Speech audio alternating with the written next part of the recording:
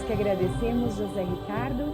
E para iniciar o circuito de palestras do 4º CBP, eu convido a Thais Voivodik, integrante do time global da iniciativa Nova Economia do Plástico, na Fundação Ellen MacArthur, que discorrerá sobre a economia circular dos plásticos sob a visão da Fundação Ellen MacArthur.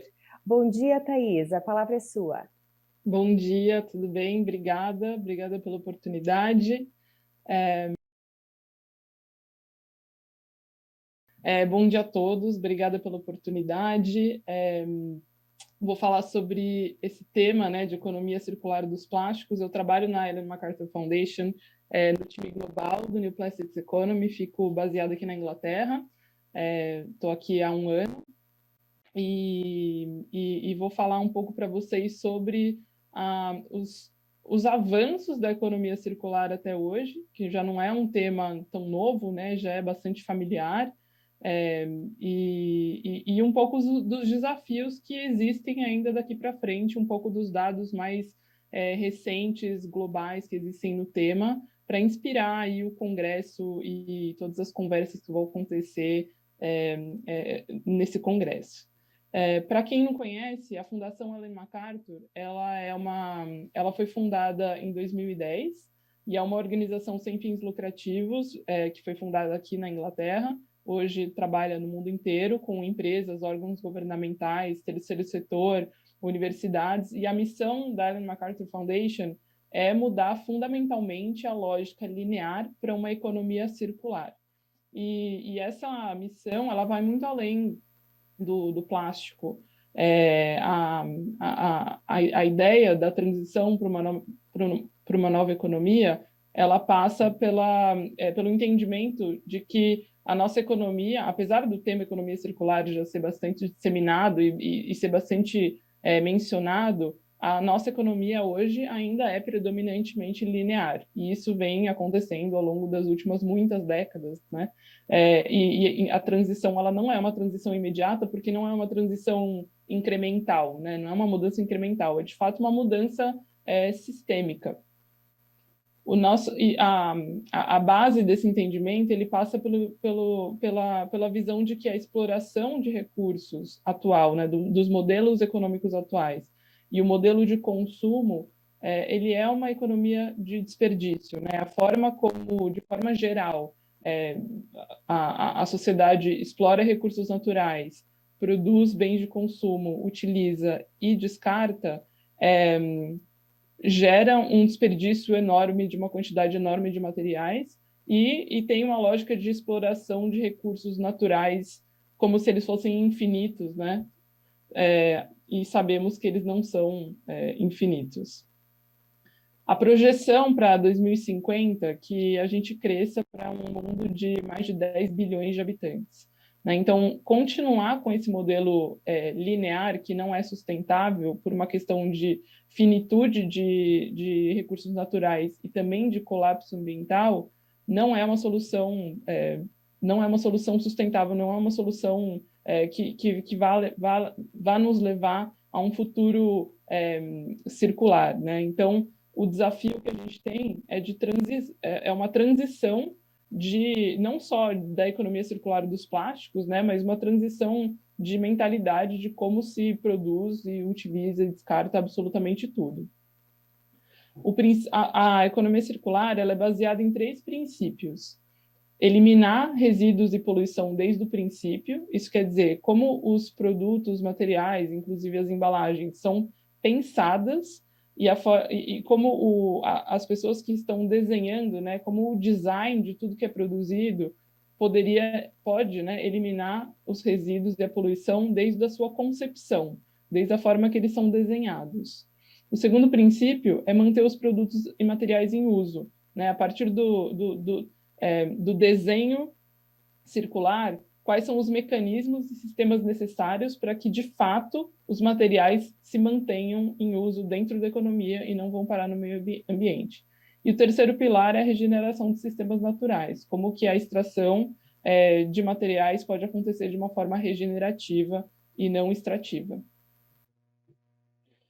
Tudo isso faz parte desse pensamento de economia linear circular, que, como eu falei, a missão da Fundação Ellen MacArthur ela vai muito além da questão de plásticos, ela é uma big idea, né, uma ideia de transição econômica de uma forma geral, mas a gente tem, dentro da Fundação, algumas iniciativas, e uma das iniciativas é a New Plastics Economy, que eu imagino que muitos de vocês já devam ter ouvido falar, é nessa iniciativa que eu trabalho, e ela existe partindo do princípio que a embalagem plástica traz muitos benefícios, né? A gente é inegável que a sociedade moderna ela precisa de plástico para uma quantidade enorme, né, de aplicações e de proteção de alimentos, enfim, ele tem uma utilização muito significativa para o mundo onde a gente vive, porém a gente sabe também, a partir de estudos que, como foi dito na fala anterior, acho que o grande momento onde a linearidade do plástico veio à tona foi em 2016, quando essa primeira pesquisa global que foi feita pela Ellen MacArthur Foundation com a McKinsey foi publicada no Fórum Econômico Mundial e se trouxe a visibilidade ao mundo todo da quantidade de plástico que era produzida, mas não somente a quantidade de plástico produzida, mas aonde ele estava indo parar depois de consumido e descartado, né? E aqui a gente está falando especificamente de embalagens plásticas. Então, a proveniência, 98% de material virgem, a quantidade de plástico produzido e utilizado e a lógica linear de que a maior parte desse material estava indo parar depois de um uso só nos lixões, né, aterros ou mesmo no meio ambiente, e somente uma quantidade pequena, né, de 14%, sendo coletado para reciclagem e sendo que existem ainda perdas no processo. Ou seja, apesar do símbolo de reciclagem existir entre nós há mais de 40 anos, esse gráfico ajudou a gente a entender o quanto a circularidade ainda não estava sendo colocada em prática. Então, em 2016, no Fórum Econômico Mundial, esse statement ficou bastante famoso, né, que até 2050 podemos ter mais plásticos nos oceanos do que peixes. Porque esse estudo, mais do que só um retrato, uma fotografia, ele trouxe também uma projeção do que pode acontecer no futuro se esse sistema linear ele continuasse acontecendo da mesma forma. E de 2016 para 2020, claro que muita coisa aconteceu. Esse tema passou a ser prioritário nas agendas de muitas organizações. Existe uma quantidade muito grande de movimentos, iniciativas muito relevantes acontecendo, porém, o que um estudo de 2020 chamado Breaking the Plastic Wave trouxe à tona novamente foi que apesar das iniciativas da agenda estar mudando, a poluição plástica está ultrapassando os esforços de contê-la. Então, existe uma necessidade muito grande de fazer mais e mais rápido pela circularidade dos plásticos.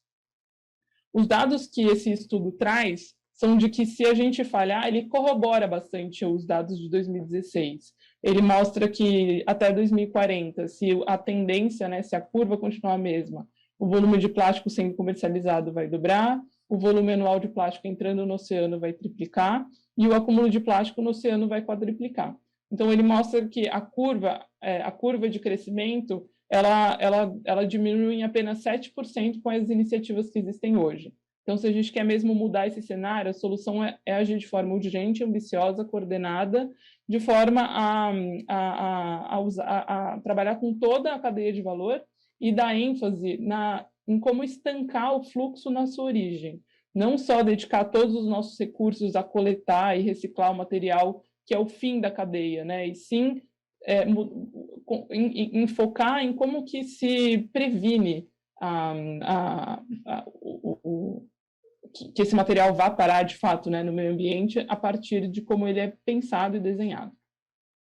A nova economia dos plásticos, ela tem um desenho, né? Ela tem um potencial de que toda embalagem plástica, de que nenhuma embalagem plástica vai parar no meio ambiente se o design e a produção estiverem no centro aqui do pensamento da economia circular, se houver um foco em como fazer com que, a partir do design, haja uma quantidade significativa de embalagens reutilizáveis, né, para que, antes da gente pensar em reciclagem, haja modelos de embalagem e sistemas de distribuição e coleta de embalagens reutilizáveis, e se toda a embalagem for desenhada para reciclabilidade e houver sistemas de coleta e reciclagem implementados. Então, é uma série de ações que precisam ser feitas de forma coordenada para que haja, de fato, o potencial de uma economia circular completa.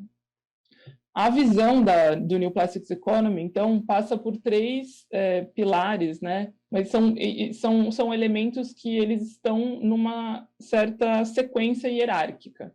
A primeira necessidade para se chegar a uma economia circular é um pensamento de eliminação.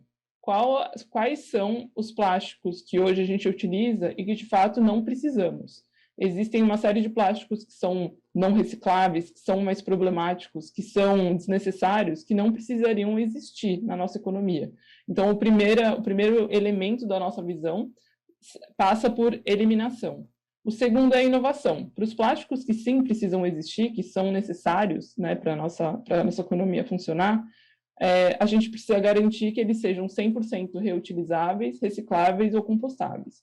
E quando a gente fala de reciclável aqui, é reciclável em escala e na prática, não é somente uma reciclabilidade teórica, né? Em terceiro lugar, a circulação, né? Os plásticos que, de fato, a gente precisa, que são recicláveis ou reutilizáveis, garantir que eles estejam, de fato, circulando, que hajam sistemas implementados para que eles sejam reutilizados, ou, no caso da reciclagem, que eles sejam coletados, triados e reciclados e se mantenham dentro da economia. Então, eliminar, inovar, circular. Esse é sempre o nosso mantra na Ellen MacArthur Foundation para dirigir, né, para orientar qualquer ação de economia circular dos plásticos.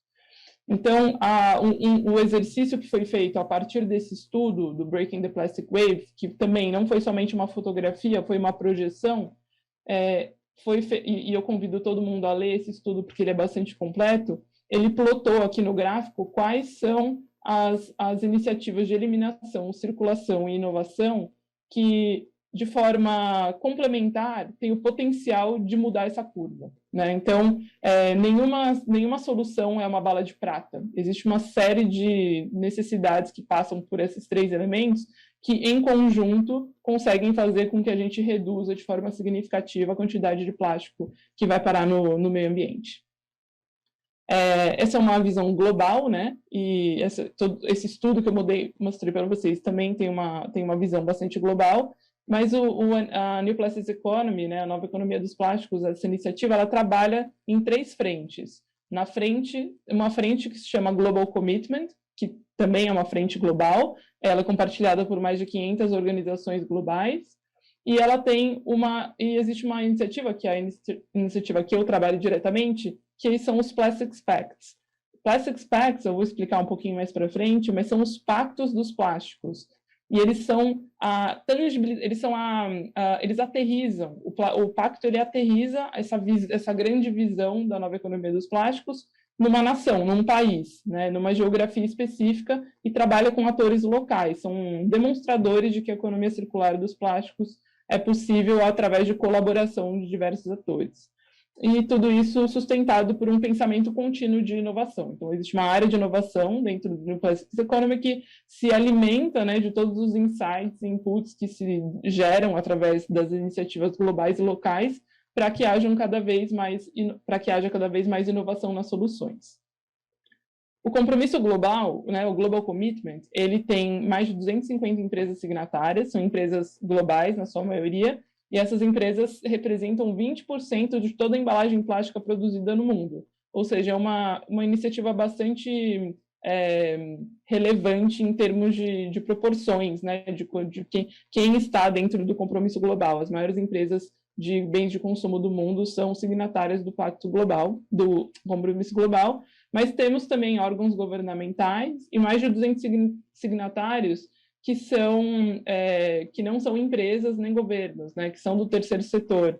Estamos falando aí da ONU, estamos falando de... Aliás, desculpa, a ONU faz parte de quem organiza junto com a Ellen MacArthur Foundation, mas estamos falando aqui de Fórum Econômico Mundial, WWF, National Geographic, então são órgãos bastante relevantes também no mundo todo.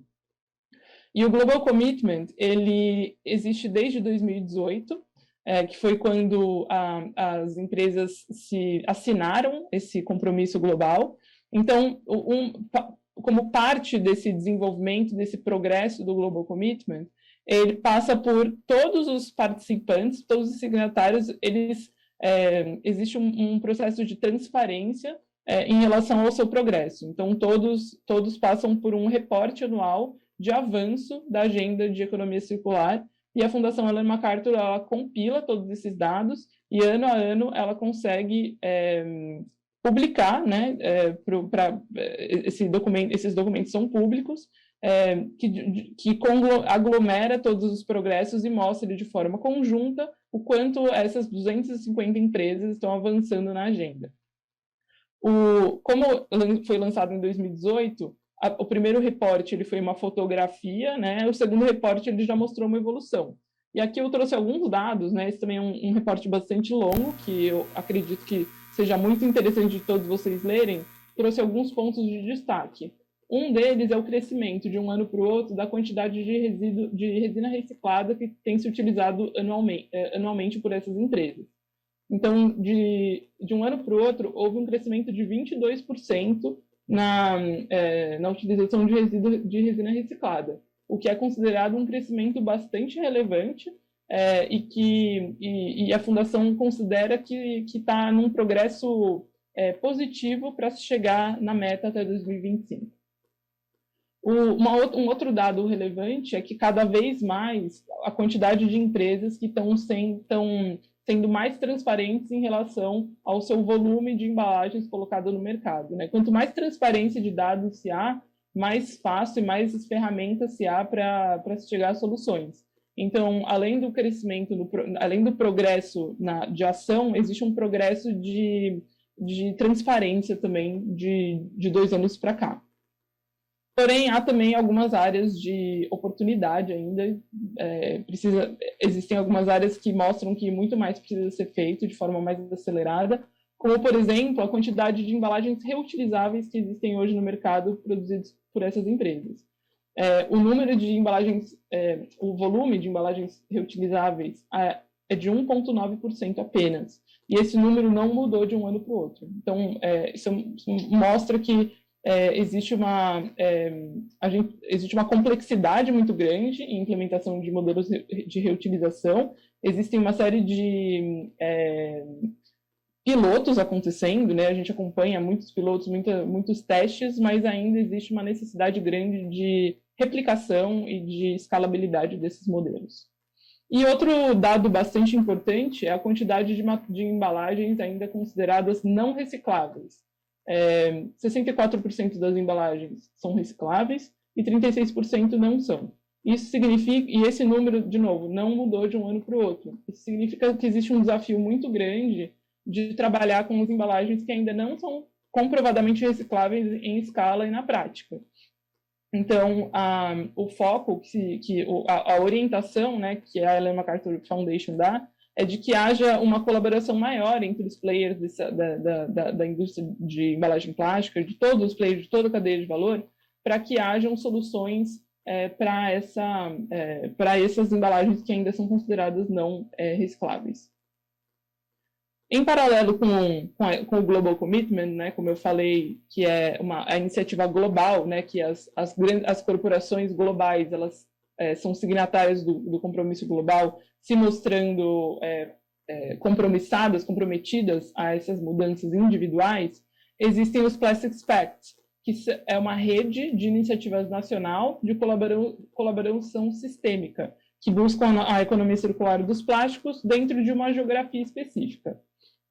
Hoje existem 11 pactos dos plásticos. O mais recente é o pacto que se chama UNSPAC, que é a Austrália, Nova Zelândia e as Ilhas do Pacífico. É um pacto regional, mas existem pactos aí no Canadá, no Chile, na França, Holanda, Polônia, Portugal, África do Sul, Reino Unido, Estados Unidos e, como eu disse, o regional ANSPAC e um regional europeu. Esses são os pactos que existem hoje e todos eles trabalham de uma forma que consideram a mesma visão da nova economia dos plásticos, né? Eliminar, inovar e circular, mas eles adaptam essa visão ao seu contexto local através de metas que são adaptadas à sua realidade. Então, dando um exemplo aqui, desculpa que a tela está um pouco em inglês, mas é que a gente tem a maior parte dos dados aqui, eles vêm de alguns reportes internacionais. Mas acho que aqui fica claro de ver que a Inglaterra, o Chile e a França, eles têm aqui a mesma matriz, né, de metas, que é eliminação das embalagens problemáticas e desnecessárias, 100% das embalagens plásticas reutilizáveis, recicláveis ou compostáveis, um percentual das embalagens plásticas efetivamente recicladas e percentual de conteúdo reciclado nas embalagens plásticas. A matriz é a mesma, o que muda são os números das metas 3 e 4. Porque, claro, o percentual de embalagem efetivamente reciclada, ele depende muito do contexto local, então cada país, né, cada pacto que é liderado por uma organização líder local, não é operado pela Fundação Ellen MacArthur, sim por uma organização local, eles desenvolvem conjuntamente com os stakeholders locais quais são os números que fazem sentido para aquela realidade. Então, os números eles vão variando de país para país. Um número interessante aqui para mostrar para vocês é que já existem alguns pactos, como por exemplo do Reino Unido, que já tem mais de um ano de implementação. Na verdade, o do Reino Unido tem mais de 2 anos. Então, eles já estão conseguindo coletar dados que mostram o progresso desses em relação a essas metas. Então, uma das características do pacto é justamente essa: trazer transparência e um reporte anual de avanço do conjunto das empresas que fazem parte daquele pacto. E um pacto normalmente é formado por empresas que fazem parte de toda a cadeia de valor, também participação do poder público, seja federal, ou estadual, ou municipal, ou todos juntos, e também fazem parte as associações e também organizações do terceiro setor. Então, o convite do pacto é que, de fato, haja uma diversidade bastante grande de vozes e que as ações sejam feitas de forma colaborativa. A informação nova que eu trago aqui para vocês, que talvez nem todos saibam, é que o Pacto do Brasil está em desenvolvimento. Então, o Brasil entrou no mapa de desenvolvimento de pactos, assim como existem mais 2 pactos em desenvolvimento. Até o final do ano teremos 14. Então, existe hoje estamos em fase, junto com a Fundação Avina, de desenvolvimento do Pacto do Brasil, que vai ser lançado até o final do ano. Então, até no final da minha apresentação, até vou fazer um lembrete disso, né? Quem hoje não estiver fazendo parte dessa conversa e tiver interesse em fazer parte, entre em contato comigo, eu coloco vocês em contato com a Avina, mas eu imagino que pela audiência desse congresso, muitos de vocês já saibam, já estejam aí participando do processo de desenvolvimento de quais vão ser as metas do Brasil. Além do Global Commitment e do Plastics Pact, como eu comentei, existe um terceiro pilar, né, que é o pilar da inovação. Porque a gente identifica que existem muito mais coisas que precisam ser feitas numa velocidade mais acelerada. A área de inovação da Fundação, ela desenvolve sistematicamente conhecimento que suporta o avanço dessa iniciativa de plásticos, focando em soluções que buscam ajudar empresas e governos a atingir as suas metas. Então, um exemplo bastante relevante aqui que eu queria trazer para vocês e encorajar que vocês entrem no site, explorem esse guia, é o Upstream Innovation Guide. Em português, ele se chama Guia de Inovação na Origem, que ele traz mais de 100 exemplos do mundo inteiro de quem são os principais inovadores nessa área de pensamento de como redesenhar embalagens e sistemas de distribuição que façam com que os seus modelos de negócio sejam, de fato, mais circulares. Então, ele não é somente um olhar para a embalagem, mas ele provoca um repensamento de que está tudo interligado, a embalagem, o produto e o modelo de negócio. Né? Então, ele traz vários exemplos muito interessantes e bastante inspiradores para quem quiser, seja da área que for, né, dentro das empresas, área de inovação, área de marketing, área de supply, todos poderem trabalhar de forma conjunta para o desenvolvimento da circularidade de novos produtos. E então, esse daqui, se vocês entrarem no site, vocês vão ver que existe uma quantidade gigantesca de materiais que podem ser explorados por vocês para gerar novas ideias de upstream innovation, né, ou inovação na origem. Então, no site vocês vão encontrar esse guia completo, é um guia com estudos de caso, mas que trazem também um pouco de pensamento, assim, alguns frameworks que são bastante interessantes. Ele traz apresentação em slides para que vocês possam usar dentro das empresas de vocês, um pack de comunicação, vídeos que podem auxiliar nesse processo. E um ponto que eu queria dar mais destaque aqui ele dá acesso a todo um pacote de materiais para vocês fazerem workshops dentro das organizações de vocês, para que a inovação não dependa somente, né, de organizações externas, né, para que haja material interno para que essas inovações possam acontecer dentro das organizações. Então, a ideia é que seja bastante autoexplicativo e que seja possível que todas as áreas das empresas possam desenvolver seus próprios workshops de inovação upstream. E essas ferramentas são gratuitas e estão disponíveis no site. Além dessa publicação, existem também várias publicações anteriores que estão todas disponíveis no site da Ellen MacArthur Foundation. Os principais têm várias línguas, nem todos têm em todas as línguas, mas alguns deles têm, inclusive em português. Então, eu encorajo também vocês se vocês quiserem acessar informações mais aprofundadas, se precisarem de recursos para desenvolver conversas internas nas organizações de vocês, existem muitos materiais disponíveis no site da Ellen MacArthur Foundation. Então, fica aqui o convite para vocês acessarem. E vou aqui agradecer e deixar meus contatos. E, de novo, lembrando que quem tiver interesse em se engajar no Pacto dos Plásticos Brasil, que entre em contato comigo. E temos aqui agora uns 5 minutinhos para perguntas. Fico à disposição e já agradeço. Thaís, nós que te agradecemos, né? A Thaís Voivodik, da Fundação Ellen MacArthur. E agora, como ela já mencionou, nós temos um espaço para perguntas, Thaís, e já vieram muitas aqui, tá? Eu vou começar já te passando aqui o comentário do Paulo Vilas. Ele primeiro te parabeniza e pede para você explicar como a Fundação consegue influenciar de forma mais efetiva no Brasil, entendendo aí que conseguimos aproveitar melhor o potencial da Fundação. Mas é uma boa pergunta. Então, a Fundação, ela tem sede na Inglaterra, mas ela tem também escritórios espalhados pelo mundo, e um dos lugares onde ela tem escritório é no Brasil. É um escritório que trabalha com todos os países da América Latina e que está, por exemplo, trabalhando numa coalizão América Latina para economia circular, que também é muito maior do que a discussão dos plásticos. É uma coalizão entre governos e empresas para pensar em modelos de economia circular em todos os países da América Latina. Então, existe esse escritório no Brasil e existem todos os materiais que são desenvolvidos pelo New Plastics Economy estão cada vez mais sendo traduzidos em diversos idiomas, justamente para que todo o conteúdo seja mais acessível, né? Seja acessível para todos os países. Então, hoje, são essas formas de atuação. A Fundação ela também está nos Estados Unidos e também está na China. Esses são os escritórios regionais.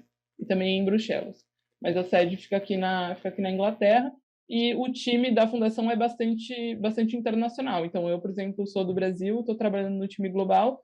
E é isso. Acho que eu respondi a pergunta. Um abraço para o Paulo, que conheço de longa data. Um abraço. Perfeito. Obrigada, Thaís. Vou dar sequência aqui na pergunta do Marcos Juarez Reichert. Ele comenta o seguinte: fala-se muito no impacto das embalagens plásticas no meio ambiente.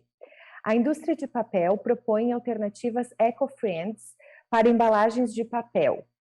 Como este material absorve água, é frequente que o papel tenha uma camada fina de plástico para impermeabilizar. Essa solução dificulta a reciclagem. Não seria, então, esta uma solução pior do que a do plástico puro?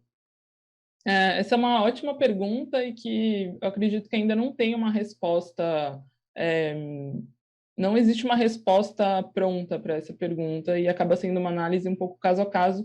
Sim, a simples substituição de um material para o outro muitas vezes não é a resposta ideal, né? E sim, como eu estava falando no começo, né? Com um pensamento de eliminação, um pensamento de reuso, um pensamento upstream e não um pensamento de puramente substituir um material pelo outro, ele é muito mais circular potencialmente do que você substituir um problema por outro, né? Então, existem debates, né, em relação a isso, né, quando a gente fala sobre quais são os impactos alternativos de materiais alternativos.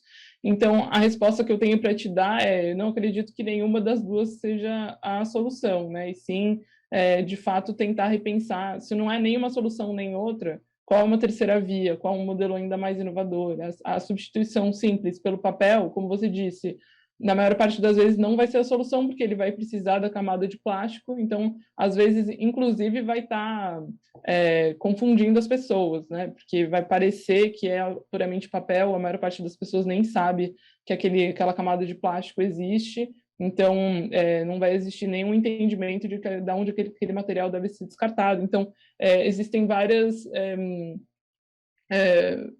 questões problemáticas na simples substituição.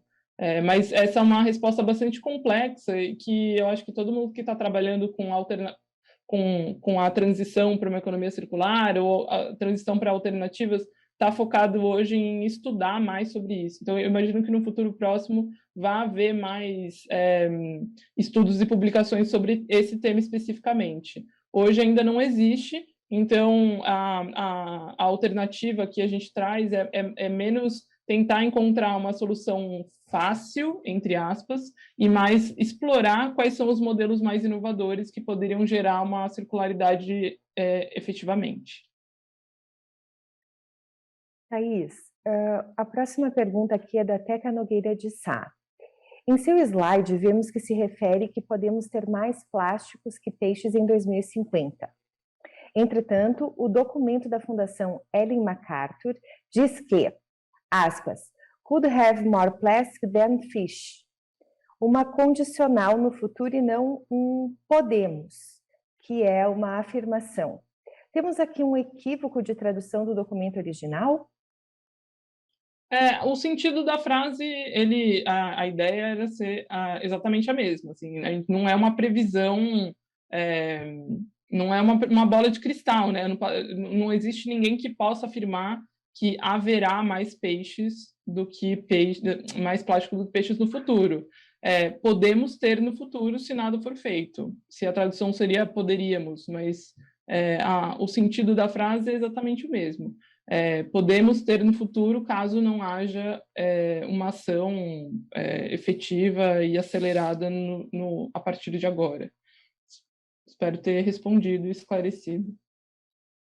Legal. Em 2016, 14% do plástico era reciclado.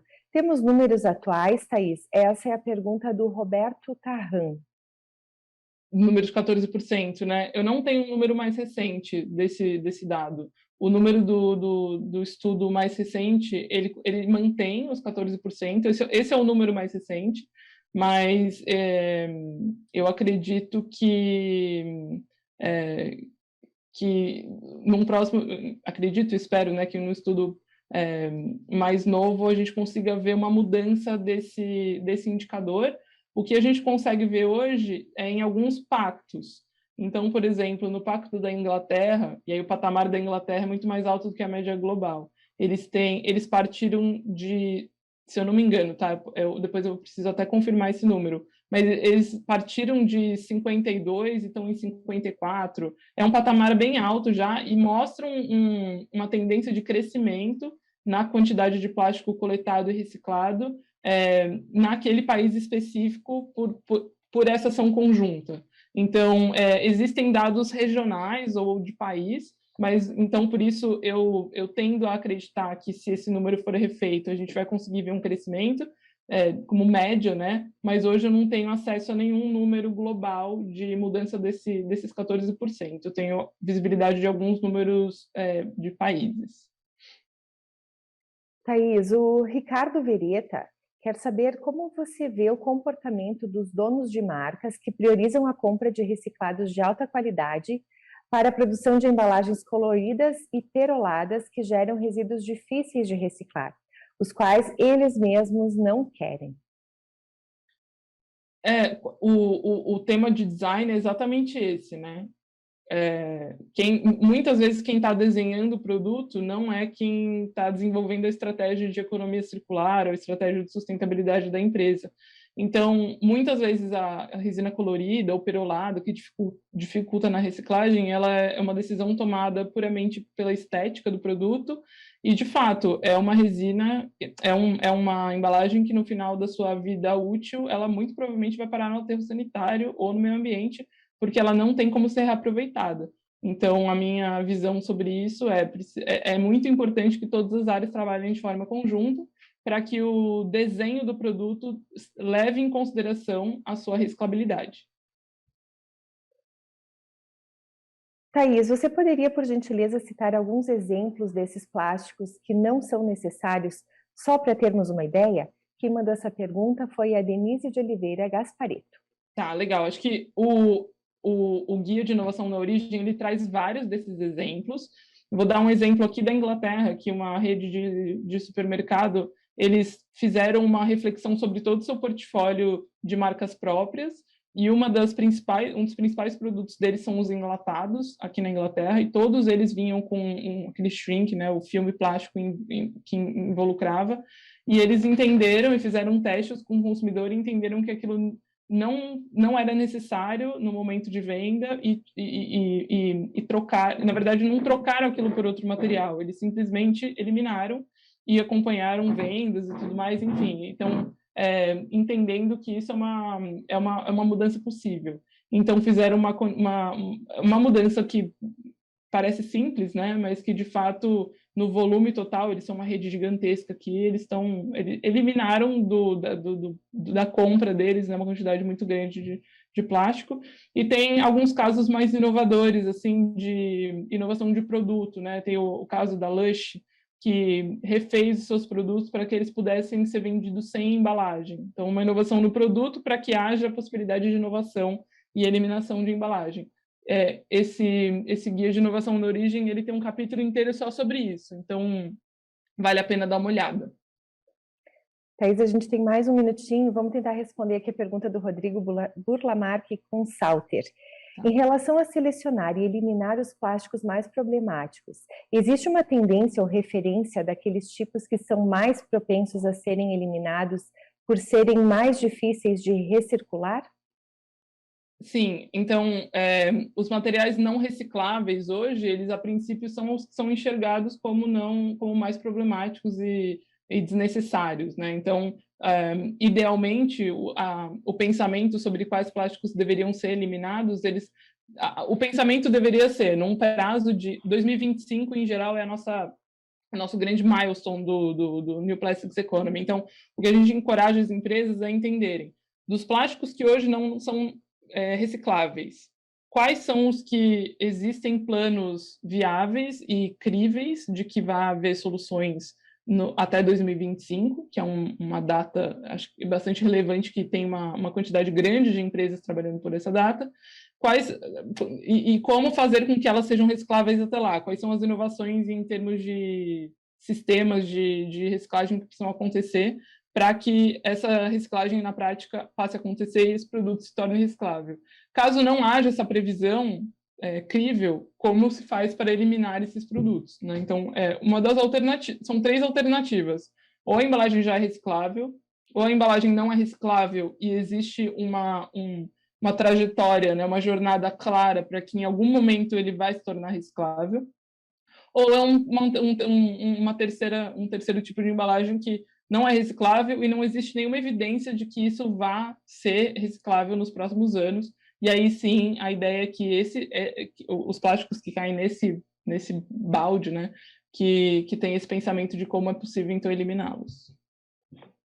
Thaís, a gente quer agradecer muito a tua participação aqui no quarto fórum, no quarto congresso brasileiro do plástico. Obrigada.